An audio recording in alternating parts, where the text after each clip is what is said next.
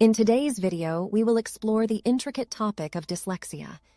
While not all, most of the insights, findings, and ideas we'll look at today come from the book Reading in the Brain by the renowned French researcher Stanislas Dehaene. You'll learn a lot about dyslexia in this video, but if you want to learn even more about this topic, there'll be a link on the video description so you can check this book on Amazon and grab a copy. It's a true game changer for understanding dyslexia and reading as a whole. You'll also find a link in the description to an article on our blog that complements the content presented in this video. If you want to have a written reference of the information we'll see today, this article will be very valuable for you. So let's begin. What is dyslexia? How can we define it? Dyslexia can be defined as an excessive difficulty in learning to read that cannot be attributed to IQ, sensory deficit, or a disadvantaged family background. Therefore, not all poor readers are dyslexics. Other factors, such as IQ, poor educational environment, or simply the complexity of spelling rules, have to be ruled out. Only when all potential causes have been ruled out can dyslexia be suggested. Dyslexia is considered a language processing problem. Dyslexia is not a vision or an IQ problem. Children with dyslexia do not exhibit consistently lower IQ or higher IQ than their peers. Its origin is neurobiological, indicating that the underlying issue is located in the brain. Is dyslexia a universal problem? Dyslexia is considered a universal problem. However, a perplexing paradox exists. In countries like Italy, with a very transparent alphabetic system, one that is notably regular, with one letter-to-one sound correspondences and practically no exceptions, dyslexia is barely a problem. Dyslexia rate is approximately 3% in Italy, in stark contrast to the 5.17% of children classified dyslexic in the United States. How can this be? This data alone appears to suggest alternative culprits for these difficulties, and not dyslexia. For instance, the opacity of the alphabetic code in English, poor teaching methodologies, sociocultural environment, IQ, etc. Could dyslexia be just a cultural label coined by Anglo-Saxon medicine? In the year 2001, the Italian group led by Eraldo Paulesu from the University of Milan collaborated with French and English colleagues to investigate this puzzle. They coordinated one of the most conclusive brain imaging studies, which contributed notably to the way we now look at dyslexia. The question to confront the study was, in all countries, the same proportions of children suffer from a genetic predisposition to dyslexia. We will look at this later on in the video, by the way, but its symptoms only seem to appear in some languages. Could it be that dyslexia only turned into a pediatric concern in countries whose spelling systems were opaque enough that they put a substantial strain on the brain circuits? It was, in fact, challenging for the Italian researchers to assemble their group of dyslexics in Italy.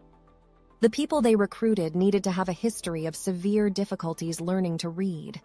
However, their reading skills were notably better than those of English and French dyslexics. These individuals could read words and pseudo-words aloud, albeit at a slow pace. Besides, when compared to typical Italian readers, their scores differed as significantly as those of groups of French and English dyslexics when compared to control subjects in their respective countries. In other words, in English or French, the primary difficulty for dyslexics lies in decoding unfamiliar or unknown words. In languages with a more consistent spelling systems, dyslexia is related to fluency and speed.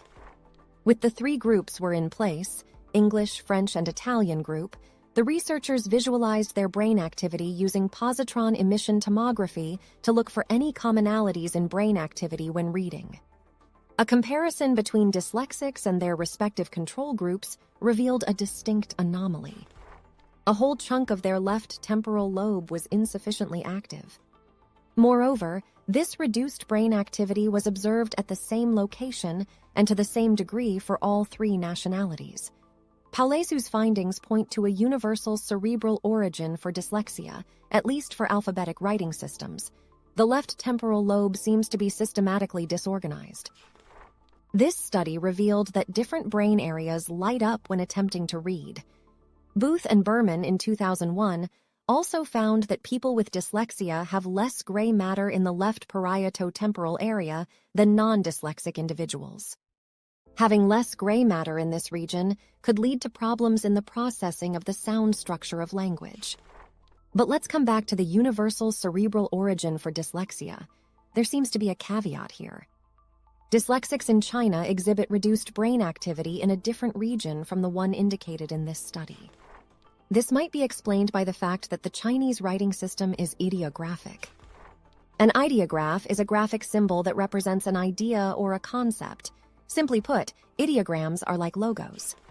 So, in a way, you could say that in the Chinese language you need to teach children to memorize logos and the meaning of each of them. In any case, studies come to show that there's something different in dyslexics' brain activity. Various functional imaging studies have compared the activation patterns of readers with and without dyslexia, revealing significant disparities. Phonological impairments are predominant in dyslexics, who are taught to read an alphabetical writing system, while graphomotor dyslexia may prevail in Asian writing systems. What causes dyslexia?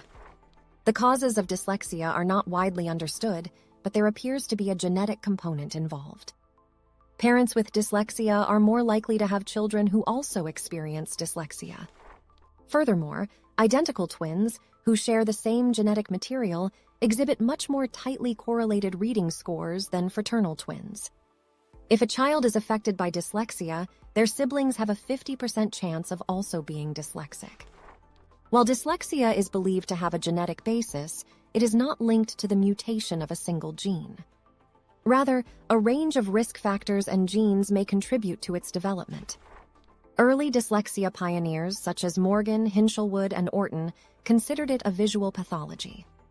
They believed that the dyslexic's visual system confused letters, but modern research point to an anomaly in the phonological processing of speech sounds. The majority of dyslexic children appear to suffer from a deficit in the processing of phonemes, which are the elemental units of sounds in words. In fact, dyslexics often have trouble with phonemic awareness tests. However, be careful here. Phonemic awareness is an area where it's challenging to distinguish causes from consequences. A study carried out in Finland in 2003 could shed some light on this matter. The study revealed a connection between early phonological abilities and the ease with which literacy will later be acquired. Most dyslexic children seem to suffer, above all, from a faulty representation of speech sounds. But do dyslexic children only suffer from deficits affecting the processing of speech sounds? Or do they have more fundamental impairments in auditory perception? This is a very controversial question, yet a very important one as well, as the identification of dyslexia can be clouded by a complex mixture of related issues involving visual and auditory challenges. Although all answers are not known, if interested in digging into this more, I encourage you to read the book, Reading in the Brain. More specifically, refer to page 273 of the book. What is clear is that dyslexia is not due to lack of intelligence. In fact, many dyslexic people are very intelligent. Dyslexia occurs in people of all backgrounds. As mentioned earlier, brain scans show differences in brain areas that light up when attempting to read. Besides, dyslexics seem to have more gray matter than non-dyslexics in an area of the brain called the left middle temporal gyrus, while gray matter is less abundant in certain other areas. Although much has been uncovered about what is going on in the dyslexic brain, we don't have all the answers yet. Once again, if you want to explore further into the possible hypotheses regarding why the dyslexic brain presents reduced activation when reading in specific areas, I recommend you check pages 284 to 288 of the book, Common Misunderstandings Around Dyslexia. Letter reversals or writing backwards are symptoms of dyslexia. Not necessarily. This is extremely common among all beginning learners in general. However, the answer isn't necessarily dyslexia. It all has to do with a symmetry mechanism that all of us have, which allows us recognize faces and objects regardless of their orientation. For instance, it allows us recognize that these two faces are, in fact, the same person. The primary area most sensible to this symmetry recognition is of the key regions involved in the process of learning to read. In other words, we can expect this to be problematic to some degree for all children. Dyslexia is visual clumsiness. The early dyslexia pioneers considered dyslexia as some sort of visual pathology, and this is how many people continue to view it. That's not the case. The root for most people seems to lie in phonological decoding instead, a deficit in the conversion of written symbols into speech sounds. Dyslexia only affects English speakers. As we've previously mentioned and explained, dyslexia is a universal problem. In certain countries with very transparent alphabet-based languages, it can go unnoticed, though, as dyslexia symptoms present themselves differently. Children and adults with dyslexia can still read, but not as fluently or quickly as non-dyslexic population. In English-speaking countries, the problem lies in the ability to decode words, especially unknown or unfamiliar words. People with dyslexia can benefit from colored text lenses. Colored overlays, one type of tinted filter, are plastic reading sheets tinted with color and placed over text to eliminate or alleviate a wide range of reading difficulties, including low reading rate, accuracy, and comprehension. The idea is that visual stress leads to apparent movement and distortion of text, causing headaches and eye strain while reading, which ultimately interferes with reading ability. However, there's no evidence to support that they can improve performance on reading or aid people with dyslexia. In fact, it's been labeled as a neuromyth in education, and visual stress is not recognized as a disease. Dyslexia doesn't show up until primary elementary school. Indicators of dyslexia can become noticeable during the preschool years or even prior to that stage. This is due to dyslexia's impact on fundamental language abilities crucial for reading. Certain red flags that might signal a preschooler's vulnerability to dyslexia encompass struggles with rhyming and delayed language development. Dispelling the misconception around this issue is essential, as the sooner symptoms are recognized and addressed, the greater the likelihood of effectively addressing the reading and written language challenges that dyslexic children encounter. Dyslexic children are neither dumber nor smarter than non-dyslexic children. Dyslexia has no connection to intelligence, and therefore no connection to lower or higher IQ. How is dyslexia diagnosed?